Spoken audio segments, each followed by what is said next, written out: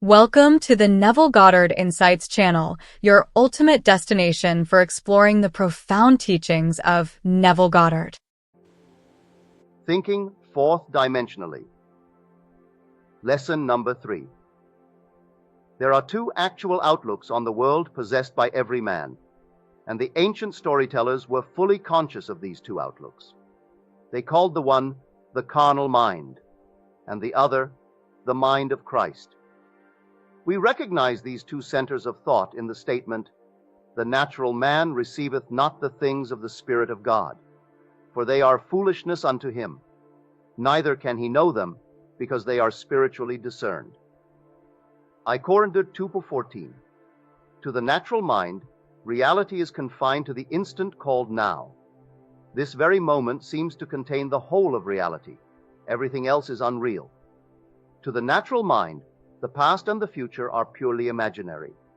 In other words, my past, when I use the natural mind, is only a memory image of things that were.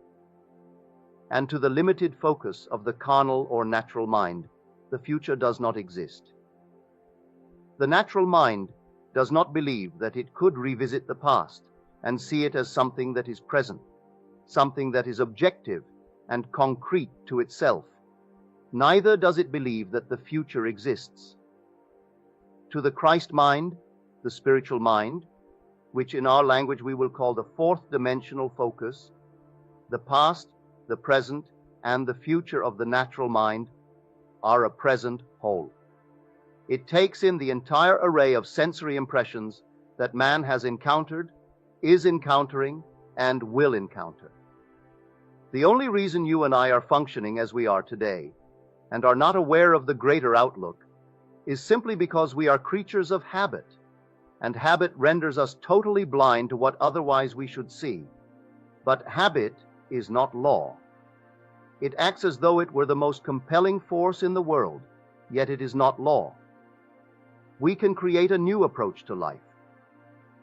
If you and I would spend a few minutes every day in withdrawing our attention from the region of sensation and concentrating it on an invisible state, and remain faithful to this contemplation, feeling and sensing the reality of an invisible state, we would in time become aware of this greater world, this dimensionally larger world. The state contemplated is now a concrete reality, displaced in time. Tonight, as we turn to our Bible, you be the judge as to where you stand in your present unfoldment. Our first story for tonight is from the 5th chapter of the Gospel of Mark. In this chapter, there are 3 stories told as though they were separate experiences of the dominant characters. In the first story, we are told that Jesus came upon an insane man, a naked man, who lived in the cemetery and hid himself behind the tombs. This man appealed to Jesus not to cast out the devils that bedeviled him. But Jesus said unto him, "Come out of the man, thou unclean spirit." Mark 5:8. Thus Jesus cast out the devils that they may now destroy themselves. And we find this man for the first time clothed and in his right mind, and seated at the feet of the Master. We will get the psychological sense of this chapter by changing the name Jesus to that of enlightened reason or fourth dimensional thinking. As we progress in this chapter, we are told that Jesus now comes upon the high priest, whose name is Jairus, and Jairus, the high priest of the synagogue, has a child who is dying. She is 12 years old, and he appeals to Jesus to come and heal the child. Jesus consents, and as he starts toward the home of the high priest, a woman in the marketplace touched his garment. And Jesus, immediately knowing in himself that virtue had gone out of him, turned him about in the press and said, "Who touched my clothes?" Mark 5:30. The woman who was healed of an issue of blood that she had had for 12 years confessed that she had touched him. And he said unto her, "Daughter, thy faith hath made thee whole. Go in peace." Mark 5:34. As he continues toward the home, the high priest, he is told that the child is dead, and there is no need to go to resurrect her. She is no longer asleep, but is now dead. As soon as Jesus heard the word that was spoken, he saith unto the ruler of the synagogue, Be not afraid, only believe. Mark 5:36. And when he was come in, he saith unto them, Why make ye this ado and weep? The damsel is not dead, but sleepeth. Mark 5:39. With this the entire crowd mocked and laughed, but Jesus, closing the doors against the mocking crowd, took with him into the household of Jairus his disciples and the father and mother of the dead child. They entered into the room where the damsel was lying. And he took the damsel by the hand, and said unto her, Damsel, I say unto thee, arise. Mark 5:41. From this deep sleep she awoke and arose and walked, and the high priest and all the others were astonished. And he changed them straitly, that no man should know it, and he commanded that something should be given her to eat. Mark 5:43. You are this very night, as you are seated here, pictured in this 5th chapter of Mark. A cemetery is for one purpose. It is simply a record of the dead. Are you living in the dead past? If you are living among the dead, your prejudices, your superstitions, and your false beliefs that you keep alive are the tombstones behind which you hide. If you refuse to let them go, you are just as mad as the madman of the Bible, who pleaded with enlightened reason not to cast them out. There is no difference. But enlightened reason is incapable of protecting prejudice and superstition against the inroads of reason. There is not a man in this world who has a prejudice, regardless of the nature of the prejudice, who can hold it up to the light of reason. Tell me you are against a certain nation, a certain race, a certain ism, a certain anything. I do not care what it is. You cannot expose that belief of yours to the light of reason and have it live. In order that it may be kept alive in your world, you must hide it from reason. You cannot analyze it in the light of reason and have it live. When this 4th dimensional focus comes and shows you a new approach to life and casts out of your own mind all these things that bedeviled you, you are then cleansed and clothed in your right mind. And you sit at the foot of understanding, called the feet of the Master. Now clothed and in your right mind, you can resurrect the dead. What died? The child in the story is not a child. The child is your ambition, your desire, the unfulfilled dreams of your heart. This is the child housed within the mind of man. For as I have stated before, the entire drama of the Bible is a psychological one. The Bible has no reference at all to any person who ever existed or any event that ever occurred upon earth. All the stories of the Bible unfold in the minds of the individual man. In this story, Jesus is the awakened intellect of man. When your mind functions outside of the range of your present senses, when your mind is healed of all the former limitations, then you are no longer the insane man, but you are this presence personified as Jesus, the power that can resurrect the longings of the heart of man. You are now the woman with the issue of blood. What is this issue of blood? A running womb is not a productive womb. She held it for 12 years. She was incapable of conceiving. She could not give form to her longing because of the running of the issue of blood. You are told her faith closed it. As the womb closes, it can give form to the seed or idea. As your mind is cleansed of your former concept of self, you assume you are what you want to be. And remaining faithful to this assumption, you give form to your assumption, or resurrect your child. You are the woman cleansed of the issue of blood, and you move towards the house of the dead child. The child or state you desired is now your fixed concept of yourself. But now, having assumed that I am what formerly I desired to be, I cannot continue desiring what I am conscious of being. So I do not discuss it. I talk to no one concerning what I am. It is so obvious to me that I am what I wanted to be, that I walk as though I were. Walking as though I am what formerly I wanted to be, my world of limited focus does not see it and thinks I no longer desire it. The child is dead within their world. But I, who know the law, say, the child is not dead. The damsel is not dead, she but sleepeth. I now awaken her. I, by my assumption, awaken and make visible in my world what I assume, for assumptions, if sustained, invariably awaken what they affirm. I close the door. What door? The door of my senses. I simply shut out completely all that my senses reveal. I deny the evidence of my senses. I suspend the limited reason of the natural man and walk in this bold assertion that I am what my senses deny. With the door of my senses closed, what do I take into that disciplined state? I take no one into that state but the parents of the child and my disciples. I close the door against the mocking, laughing crowd. I no longer look for confirmation. I completely deny the evidence of my senses, which mock my assumption and do not discuss with others whether my assumption is possible or not. Who are the parents? We have discovered that the father-mother of all creation is man's I amness. Man's consciousness is God. I am conscious of the state. I am the father-mother of all my ideas, and my mind remains faithful to this new concept of self. My mind is disciplined.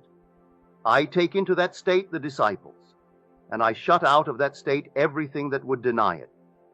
You be the judge. I cannot judge you. You are either living now in the dead past, or you are living as the woman whose issue of blood has been stanched. Could you actually answer me if I asked you the question? Do you believe now that you, without the assistance of another, need only assume that you are what you want to be, to make that assumption real within your world? Or do you believe that you must first fulfill a certain condition imposed upon you by the past, that you must be of a certain order or a certain something? I am not being critical of certain churches or groups, but there are those who believe that anyone outside of their church or group is not yet saved. I was born a Protestant. You talk to a Protestant. There is only one Christian, a Protestant. You talk to a Catholic. Why, there is nothing in the world that is a Christian but a Catholic. You talk to a Jew, and the Christians are heathens, and the Jews are the chosen. You talk to a Mohammedan, Jews and Christians are the infidels. You talk to someone else, and all these are the untouchables. It does not matter to whom you talk. They are always the chosen ones. If you believe that you must be one of these in order to be saved, you are still an insane man hiding behind these superstitions and these prejudices of the past, and you are begging not to be cleansed. Some of you say to me, do not ask me to give up my belief in Jesus the man, or in Moses the man, or in Peter the man. When you ask me to give up my belief in these characters, you are asking too much. Leave me these beliefs because they comfort me. I can believe that they lived upon earth and still follow your psychological interpretation of their stories. I say, come out of the dead past. Come out of that cemetery and walk, knowing that you and your Father are one, and your Father, whom men call God, is your own consciousness. That is the only creative law in the world. Of what are you conscious of being? Although you cannot see your objective with the limited focus of your three-dimensional mind, you are now that which you have assumed you are. Walk in that assumption and remain faithful to it. Time in this dimension of your being beats slowly, and you may not, even after you objectify your assumption, remember there was a time when this present reality was but an attitude of mind. Because of the slowness of the beat of time here, you often fail to see the relationship between your inner nature and the outer world that bears witness to it. You be the judge of the position you now occupy in this 5th chapter of Mark. Are you resurrecting the dead child? Are you still in need of having that womb of your mind closed? Is it still running and therefore cannot be fertile? Are you now the insane man living in the dead past? Only you can be the judge and answer these questions. Now we turn to a story in the 5th chapter of the Gospel of John. This will show you how beautifully the ancient storytellers told of the two distinct outlooks on this world. One, the limited three-dimensional focus, and the other, the fourth-dimensional focus. This story tells of an impotent man who is quickly healed. Jesus comes to a place called Bethesda, which by definition means the house of 5 porches. On these 5 porches are unnumbered impotent folk, lame, blind, halt, withered, and others. Tradition had it that at certain seasons of the year, an angel would descend and disturb the pool which was near these 5 porches. As the angel disturbed the pool, the first one in was always healed, but only the first one, not the second. Jesus, seeing a man who was lame from his mother's womb, said to him, "Wilt thou be made whole?" John 5:6. The impotent man answered him, "Sir, I have no man, when the water is troubled, to put me into the pool. But while I am coming, another steppeth down before me." John 5:7. Jesus saith unto him, "Rise, take up thy bed, and walk." John 5:8. And immediately the man was made whole, and took up his bed, and walked, and on the same day was the Sabbath. John 5:9. You read this story and you think some strange man who possessed miraculous power suddenly said to the lame man, "Rise and walk." I cannot repeat too often that the story, even when it introduces numberless individualities, takes place within the mind of the individual man. The pool is your consciousness. The angel is an idea called the messenger of God, consciousness being God. When you have an idea, you are entertaining an angel. The minute you are conscious of a desire, your pool has been disturbed. Desire disturbs the mind of man. To want something is to be disturbed. The very moment you have an ambition or a clearly defined objective, the pool has been disturbed by the angel, which was the desire. You are told that the first one into the disturbed pool is always healed. My closest companions in this world, my wife and my little girl, are to me, when I address them, second. I must speak to my wife as "you are." I must speak to anyone, no matter how close they are, as "you are." And after that, the third person, he is. There is only one person in this world with whom I can use the first person present, and that is self. I am. Can be said only of myself. It cannot be said of another. Therefore, when I am conscious of some desire that I want to be, but seemingly am not, the pool being disturbed, who can get into that pool before me? I alone possess the power of the first person. I am that which I want to be. Except I believe I am what I want to be, I remain as I formerly was and die in that limitation. In this story, you need no man to put you into the pool, as your consciousness is disturbed by desire. All you need do is to assume you are already that which formerly you wanted to be, and you are in it, and no man can get in before you. What man can get in before you when you become conscious of being that which you want to be? No one can be before you when you alone possess the power to say, "I am." These are the two outlooks. You are now what your senses would deny.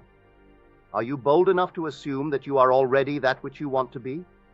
If you dare assume you are already that which your reason and your senses now deny, then you are in the pool, and, unaided by a man, you too will rise and take your couch and walk. You are told it happened on the Sabbath.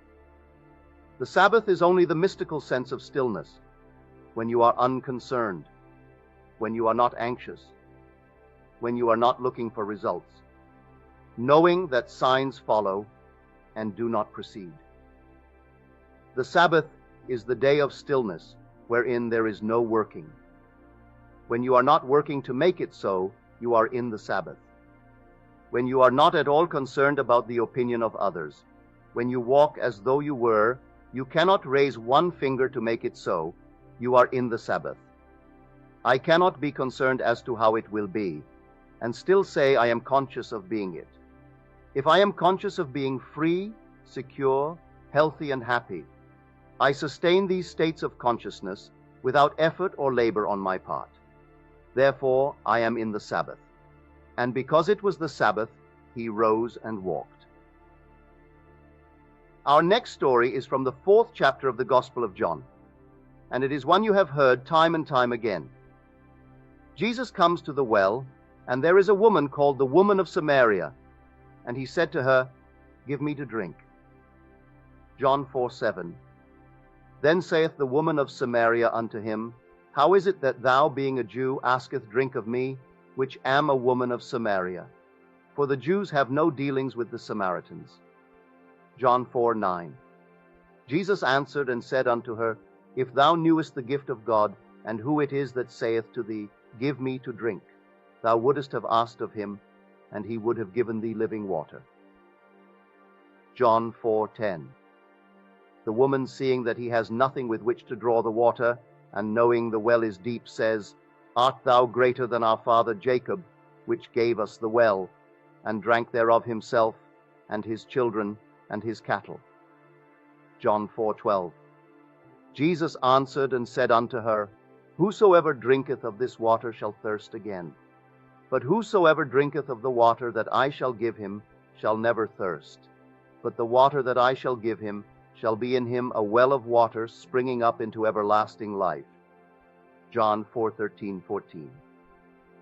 Then he tells her all concerning herself and asks her to go and call her husband. She answered and said, I have no husband. John 4:17. Jesus said unto her, Thou hast well said, I have no husband. For thou hast had 5 husbands, and he whom thou now hast is not thy husband. John 4:17-18. The woman, knowing this to be true, goes into the marketplace and tells the other, I have met the Messiah. They ask her, How do you know you have met the Messiah? Because he told me all things that I have ever done, she replies. Here is a focus that takes in the entire past at least, and tells her now concerning the future. Continuing with the story, the disciples come to Jesus and say, Master, eat. John 4:31. But he said unto them, I have meat to eat that ye know not of. John 4:32. When they speak of a harvest in 4 months, Jesus replies, Say not ye, There are yet 4 months, and then cometh harvest? Behold, I say unto you, Lift up your eyes, and look on the fields, for they are white already to harvest. John 4:35. He sees things that people wait 4 months for, or wait 4 years for. He sees them as now in a dimensionally larger world, existing now, taking place now. Let us go back to the first part of the story. The woman of Samaria is the 3-dimensional you, and Jesus at the well is the 4th-dimensional you. The argument starts between what you want to be and what reason tells you that you are. The greater you tells you that if you would dare assume you are already what you want to be, you would become it. The lesser you, with its limited focus, tells you, why, you haven't a bucket, you haven't a rope, and the well is deep. How could you ever reach the depth of this state without the means to that end? You answer and say, if you only knew who asks of you to drink, you would ask of him. If you only knew what in yourself is urging upon you the embodiment of the state you now seek, you would suspend your little sight and let him do it for you. Then he tells you that you have 5 husbands, and you deny it. But he knows far better than you that your 5 senses impregnate you, morning, noon, and night, with their limitations. They tell you what children you will bear tonight, tomorrow, and the days to come. For your 5 senses act like 5 husbands who constantly impregnate your consciousness, which is the great womb of God. And morning, noon, and night they suggest to you and dictate to you that which you must accept as true. He tells you the one you would like to have for your husband is not your husband. In other words, the 6th has not yet impregnated you. What you would like to be is denied by these 5, and they hold the power. They dictate what you will accept as true. What you would like to accept has not yet penetrated your mind and impregnated your mind with its reality. He whom you call husband is really not your husband. You are not bearing his likeness. To bear his likeness is proof that you are his wife. At least you have known him intimately. You are not bearing the likeness of the sixth. You are only bearing the likeness of the five. Then one turns to me and tells me all that I have ever known. I go back in my mind's eye, and reason tells me that all through my life, I have always accepted the limitations of my senses. I have always looked upon them as fact. And morning, noon, and night, I have borne witness to this acceptance. Reason tells me I have only known these five from the time I was born. Now I would like to step outside the limitation of my senses, but I have not yet found within myself the courage to assume I am what these five would deny that I am. So here I remain, conscious of my task, but without the courage to step beyond the limitations of my senses, and that which my reason denies.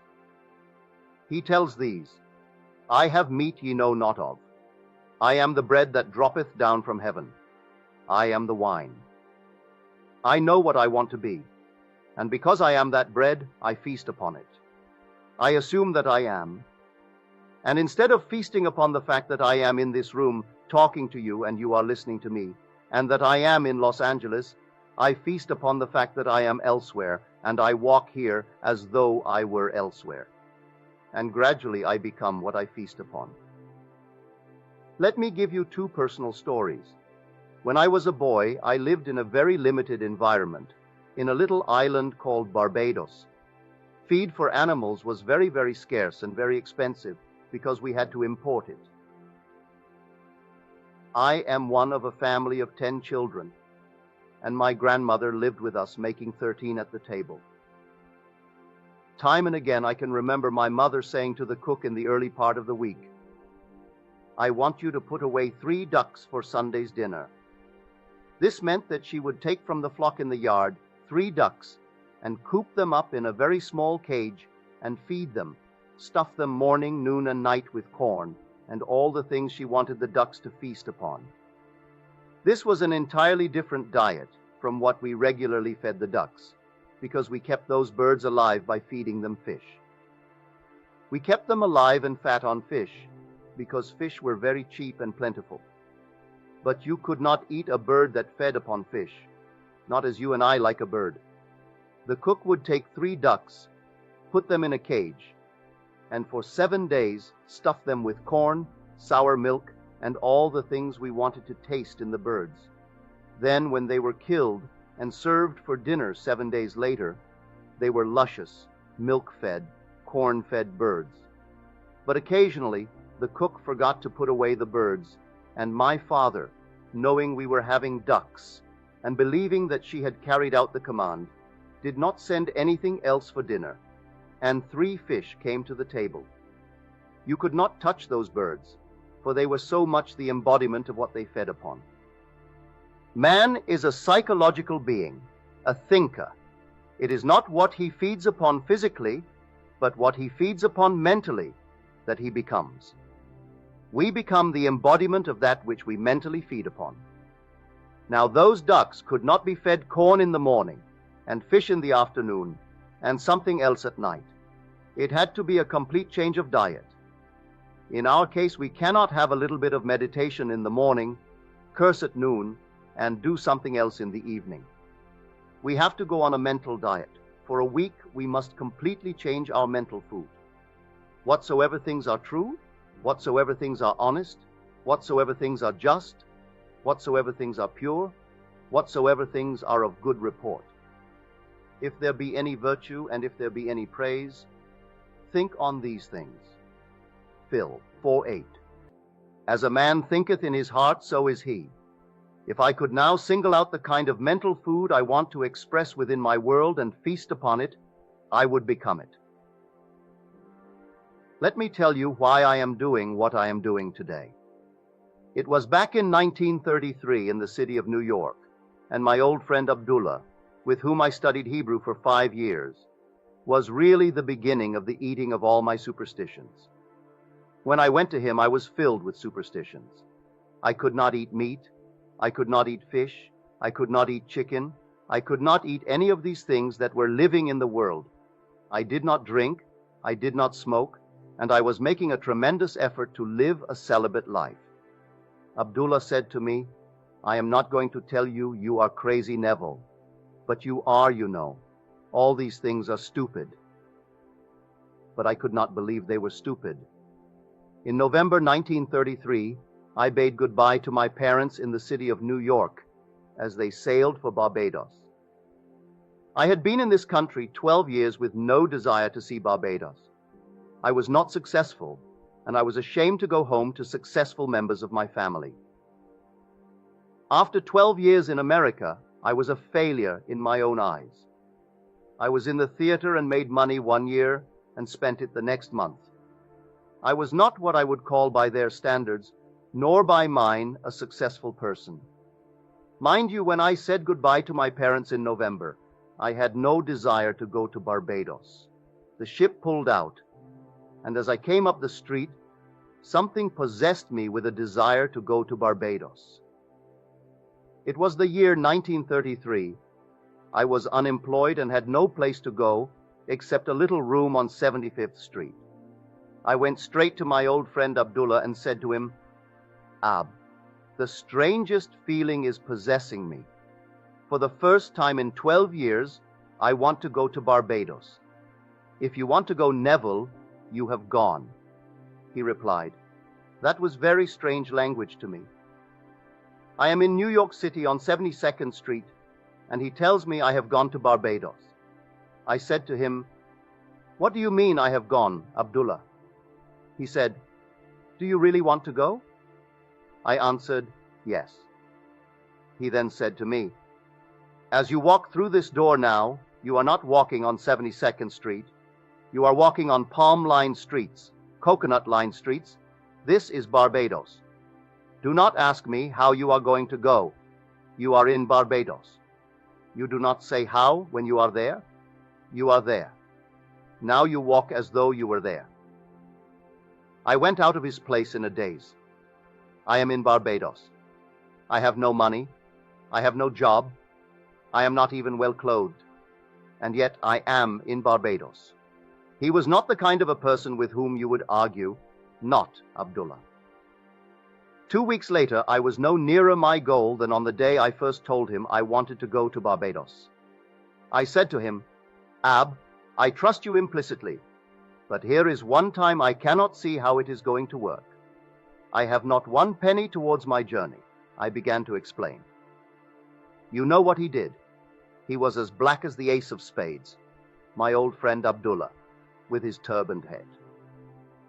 As I sat in his living room, he rose from his chair and went towards his study and slammed the door, which was not an invitation to follow him. As he went through the door, he said to me, "I have said all that I have to say." On the 3rd of December, I stood before Abdullah and told him again I was no nearer my trip. He repeated his statement, "You are in Barbados." The very last ship sailing for Barbados that would take me there for the reason I wanted to go, which was to be there for Christmas, sailed at noon on December 6th, the old Narissa. On the morning of December 4th, having no job, having no place to go, I slept late. When I got up, there was an airmail letter from Barbados under my door. As I opened the letter, a little piece of paper flickered to the floor. I picked it up, and it was a draft for 50 zaoulals. The letter was from my brother Victor, and it read, "I am not asking you to come, Neville. This is a command. We have never had a Christmas when all the members of our family were present at the same time. This Christmas it could be done if you would come. My oldest brother Cecil left home before the youngest was born, and then we started to move away from home at different times, so never in the history of our family were we ever all together at the same time." The letter continued, "You are not working. I know there is no reason why you cannot come, so you must be here before Christmas. The enclosed 50 $50 is to buy a few shirts or a pair of shoes you may need for the trip. You will not need tips, Use the bar if you're drinking. I will meet the ship and pay all your tips and your incurred expenses. I have cabled Furness, Withy, and Cores in New York City and told them to issue you a ticket when you appear at their office. The $50 is simply to buy some little essentials. You may sign as you want aboard the ship. I will meet it and take care of all obligations. I went down to Furness, Withy, and Co. with my letter and let them read it. They said, "We received the cable, Mr. Goddard, but unfortunately, we have not any space left on the December 6th sailing. The only thing available is third class between New York and St. Thomas. When we get to St. Thomas, we have a few passengers who are getting off. You may then ride LS class from St. Thomas to Barbados, but between New York and St. Thomas, you must go third class, although you may have the privileges of the LS class dining room and walk the decks of the first class." I said, "I will take it." I went back to my friend Abdullah on the afternoon of December 4th and said, "It worked like a dream." I told him what I had done, thinking he would be happy. Do you know what he said to me? He said, "Who told you that you are going third class? Did I see you in Barbados, the man you are, going third class? You are in Barbados, and you went there first class." I did not have one moment to see him again before I sailed on the noon of December 6th. When I reached the dock with my passport and my papers to get aboard that ship, the agent said to me, "We have good news for you, Mr. Goddard. There has been a cancellation and you are going first class." Abdullah taught me the importance of remaining faithful to an idea and not compromising.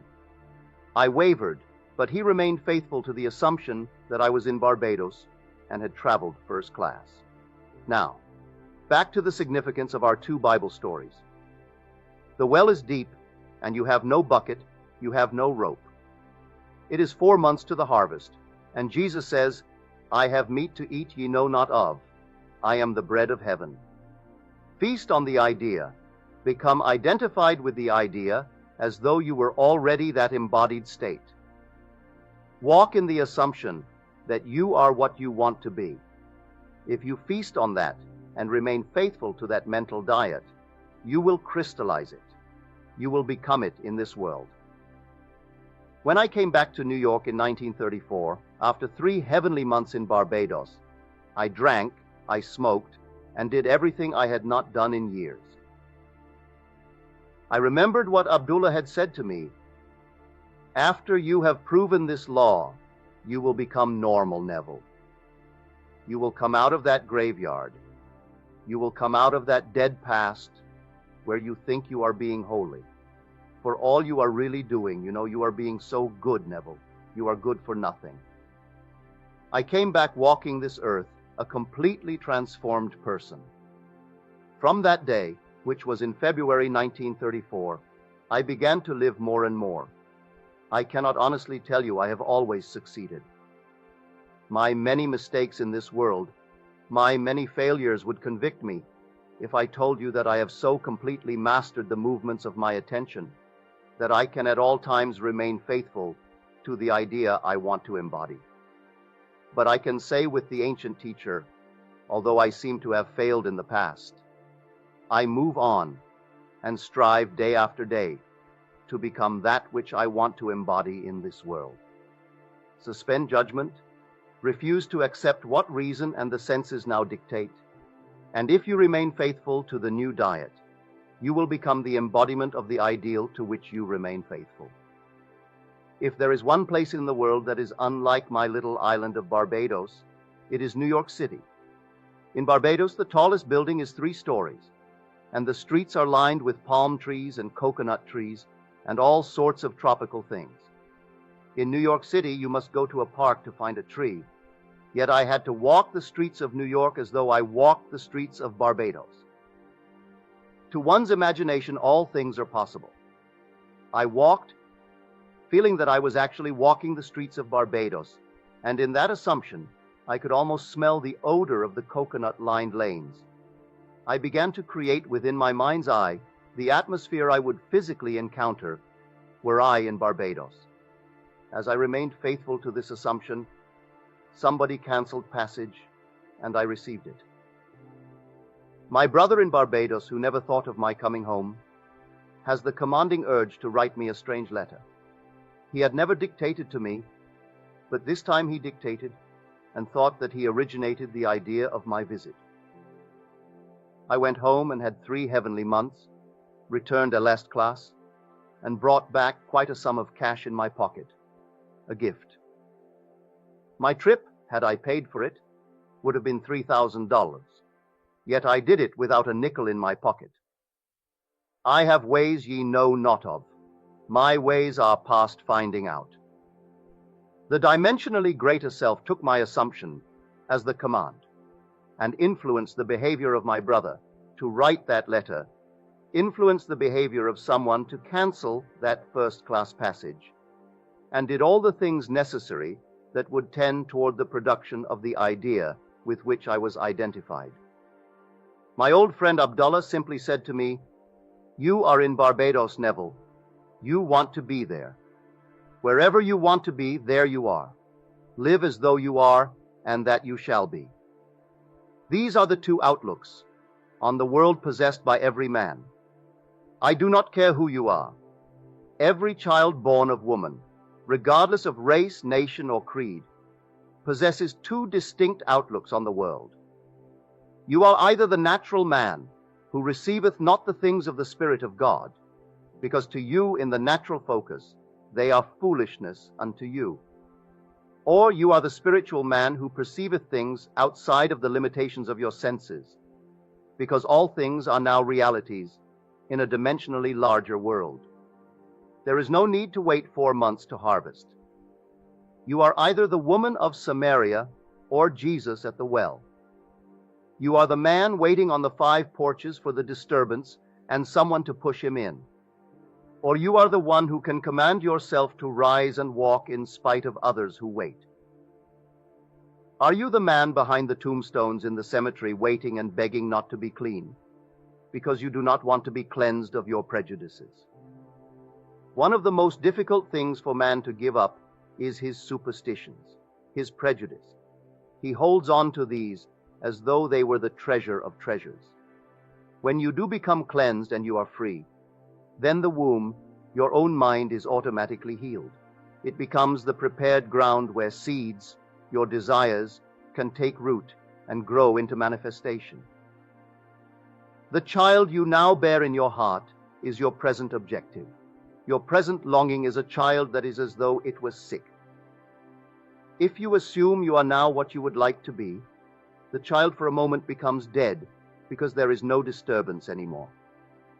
You cannot be disturbed when you feel you are what you want to be, because if you feel you are what you wanted to be, you are satisfied in that assumption. To others who judge superficially, you seem no longer to desire. So to them, the desire or damsel is dead. They think you have lost your ambition, because you no longer discuss your secret ambition. You have completely adjusted yourself to the idea. You have assumed that you are what you want to be. You know, she is not dead, she but sleeps. I go to awaken her. I walk in the assumption that I am, and as I walk, I quietly awaken her. Then when she awakens, I will do the normal, natural thing. I will give her to eat. I will not brag about it and tell others. I simply go and tell no man. I feed this state I now like with my attention. I keep it alive within my world by becoming attentive to it. Things that I am not attentive to fade and wither within my world, regardless of what they are. They are not just born and then remain unfed.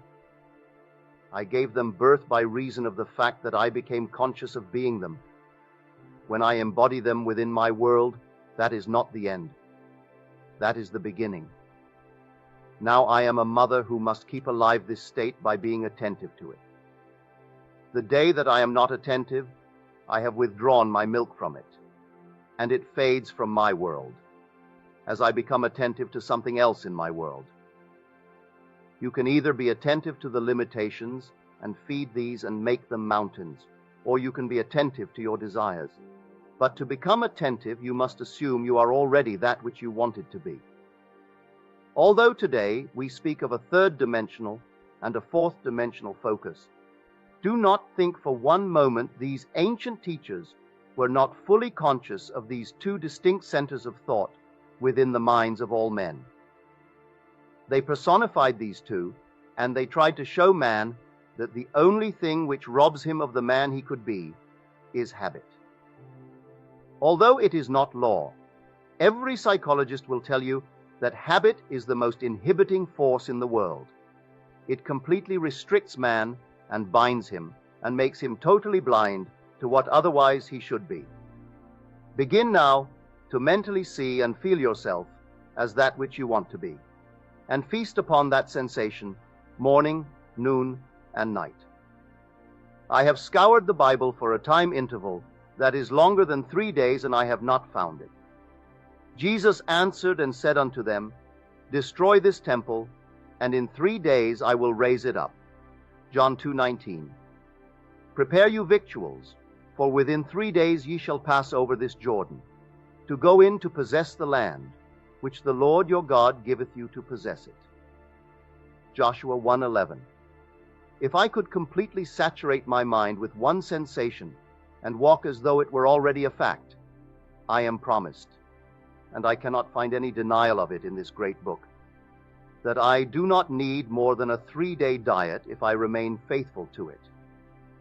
But I must be honest about it. If I change my diet in the course of the day, I extend the time interval.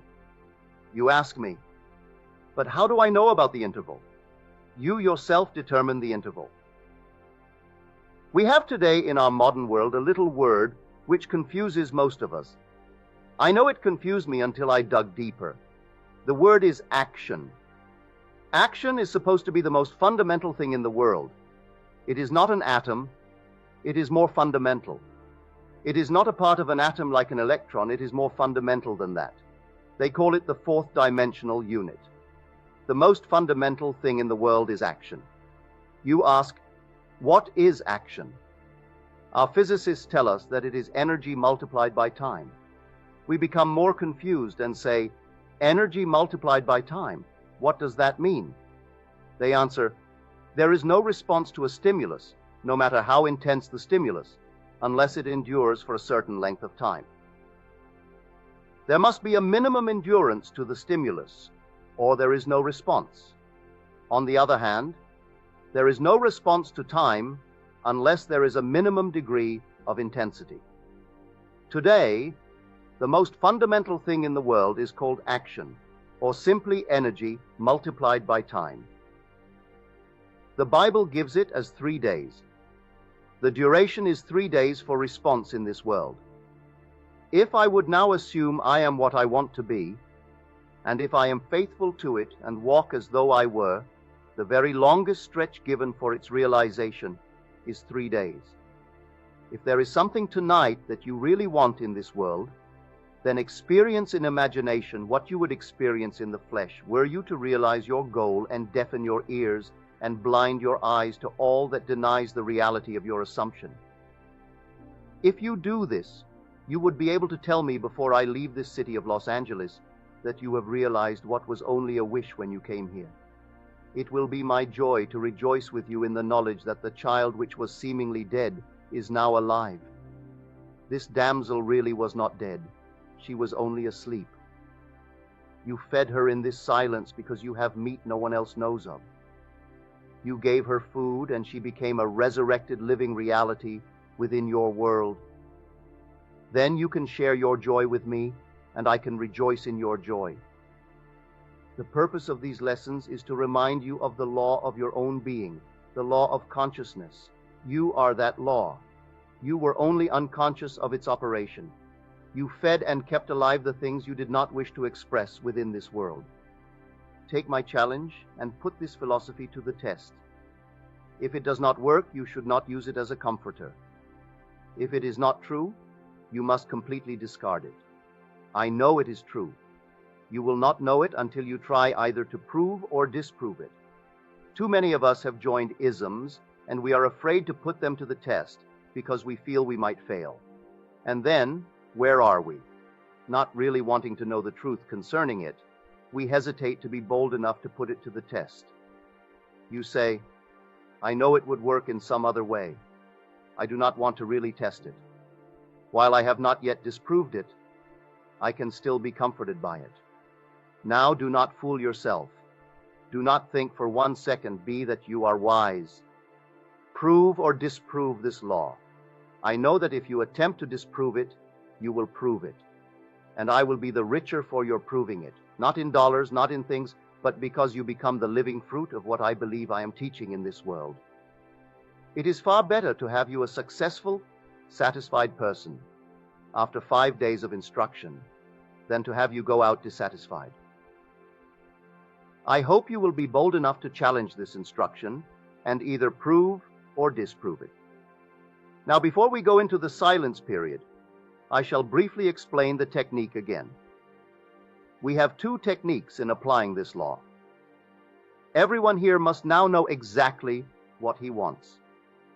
You must know that if you do not get it tonight, you will still be as desirous tomorrow concerning this objective. When you know exactly what you want, construct in your mind, SI, a single simple event, which implies fulfillment of your desire, an event wherein self predominates. Instead of sitting back and looking at yourself as though you were on the screen, you be the actor in the drama. Restrict the event to 1 single action. If you are going to shake a hand because that implies fulfillment of your desire, then do that and that only. Do not shake hands and then wander off in your imagination to a dinner party or to some other place. Restrict your action to simply shaking hands and do it over and over again until that handshake takes on the solidity and the distinctness of reality. If you feel you cannot remain faithful to an action, I want you now to define your objective and then condense the idea, which is your desire, into a single phrase, a phrase which implies fulfillment of your desire. Some phrase such as, isn't it wonderful? Or if I felt thankful because I thought someone was instrumental in bringing my desire to pass, I could say, thank you, and repeat it with feeling over and over again like a lullaby, until my mind was dominated by the single sensation of thankfulness. We will now sit quietly in these chairs with the idea which implies fulfillment of our desire, condensed to a single phrase or to a single act. We will relax and immobilize our physical bodies. Then let us experience in imagination the sensation which our condensed phrase or action affirms. If you imagine yourself shaking another person's hand, do not use your physical hand. Let it remain immobilized. But imagine that housed within your hand is a more subtle, more real hand, which can be extracted in your imagination. Put your imaginary hand into the imaginary hand of your friend who stands before you and feel the handshake. Keep your physical body immobilized, even though you become mentally active in what you are now about to do. Now we will go into the silence.